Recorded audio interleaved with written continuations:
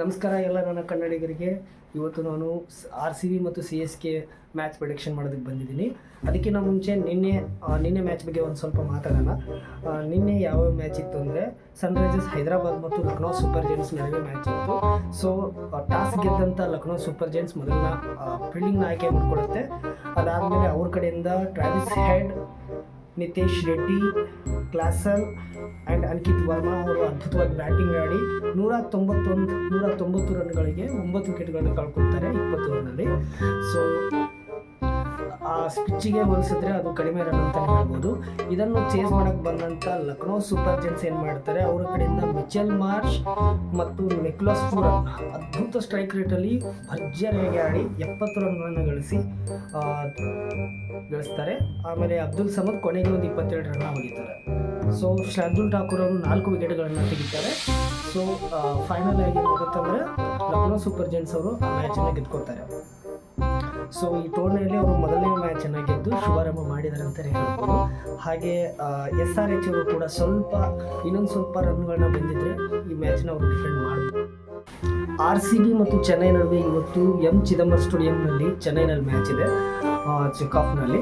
So ಇವತ್ತಿನ match ನಮ್ಮ ಕನ್ನಡಿಗರ ಮ್ಯಾಚ್ ಅಂತಲೇ ಹೇಳ್ಬೋದು. ಬಿಕಾಸ್ ಈ CSK ಮತ್ತು RCB ನಡುವೆ ಯಾವತ್ತೇ ಮ್ಯಾಚ್ ಇದ್ದರೂ ಜಿದ್ದಿನ ಮ್ಯಾಚ್ ಇರುತ್ತೆ ಅಂತಲೇ ಹೇಳ್ತೀವಿ.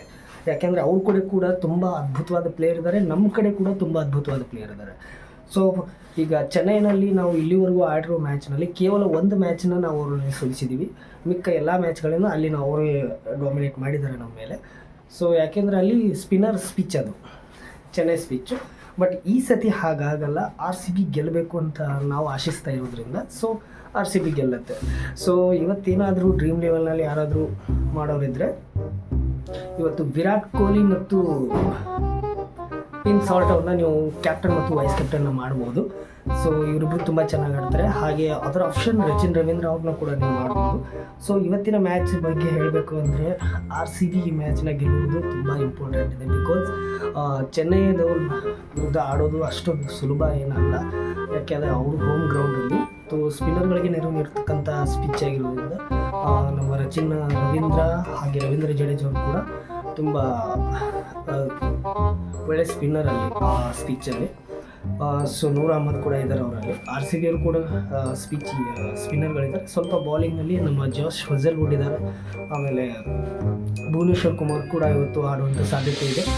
ಸೊ ಒಟ್ಟಿನಲ್ಲಿ ಇವತ್ತು CSK ಅವ್ರನ್ನ ನಾವು ಗೆದ್ದು ನಮ್ಮ ಎರಡನೇ ಮ್ಯಾಚನ್ನ ಅವ್ರ ವಿರುದ್ಧ ಗೆದ್ದು RCB ಪವರ್ CSK ಅವ್ರಿಗೆ ತೋರಿಸ್ಬೇಕಾಗಿದೆ.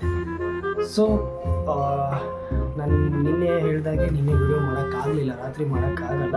ಸೊ ಬೆಳಗ್ಗೆ ವಿಡಿಯೋ ಮಾಡಿದ್ದೀನಿ. ಸೊ ನೋಡಿ, ಸೊ ಈ ವಿಡಿಯೋ ಮೇಲೆ ರೆಸ್ಪಾನ್ಸ್ ಮೇಲೆ ಮತ್ತೆ ಮುಂದೆ ಕೂಡ ವಿಡಿಯೋ ಮಾಡ್ತೀನಿ ಅಂತ ಹೇಳ್ತಾ ಈ ವಿಡಿಯೋನ ಮುಗಿಸ್ತಾ ಇದ್ದೀನಿ. ಮತ್ತೆ ರಾತ್ರಿ ಸಾಧ್ಯ ಆದರೆ ಖಂಡಿತವಾಗಿ ವಿಡಿಯೋ ಮಾಡ್ತೀನಿ ಮ್ಯಾಚ್ ಮುಗಿದ ಮೇಲೆ.